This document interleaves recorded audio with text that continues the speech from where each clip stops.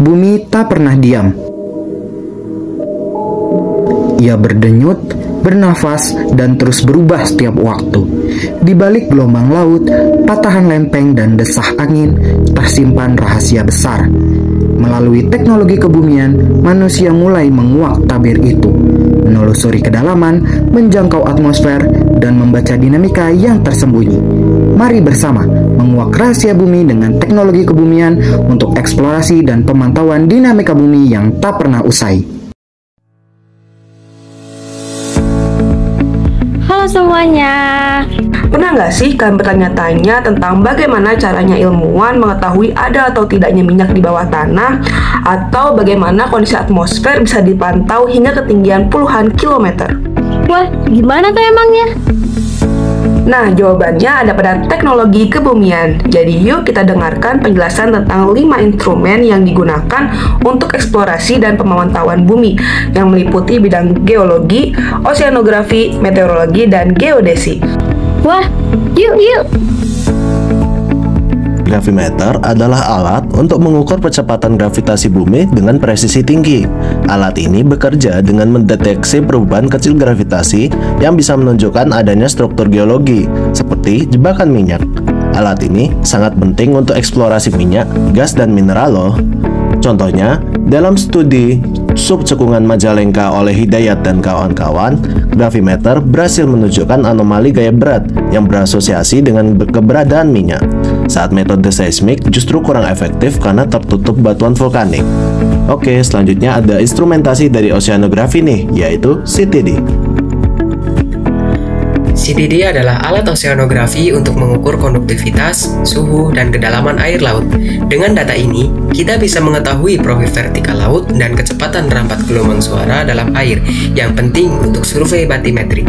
CTD diturunkan dari kapal dan terus mengirimkan data secara real-time saat bergerak ke bawah. Contohnya, dalam studi oleh Setianto dan kawan-kawan pada tahun 2022, CTD purwarupa dirakit dengan Arduino agar bisa digunakan di kapal kecil tanpa listrik stabil. Alat ini membantu mengoreksi data echo sounder saat pemetaan dasar laut. Berikutnya ada instrumentasi dari meteorologi, yaitu radiosonde.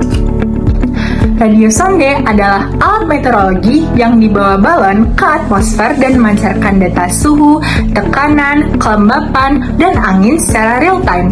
Saat naik ke atas, sensor-sensornya mengirimkan data ke stasiun bumi lewat gelombang radio. Alat ini penting dalam prediksi cuaca dan penelitian atmosfer atas. Dalam jurnal oleh Dinda Jalani dan kawan-kawan pada tahun 2018, radiosonde murah dirakit menggunakan sensor DHT11 dan mikrokontroler.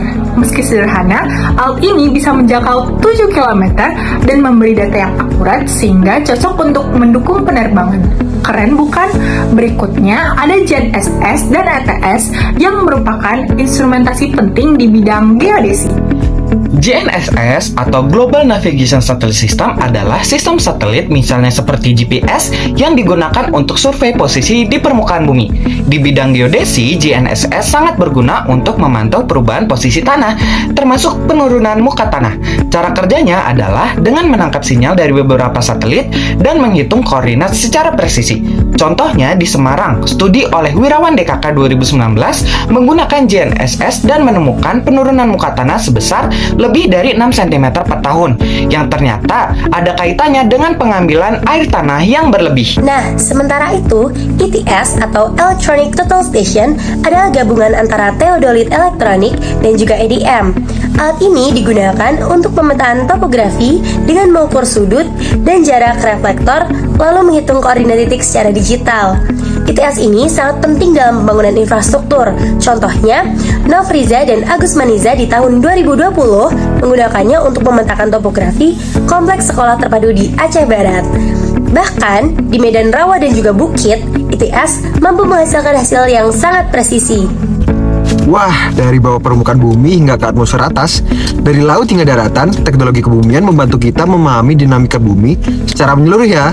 5 alat yang kami jelaskan tadi hanyalah sebagian kecil dari kemajuan teknologi yang terus berkembang.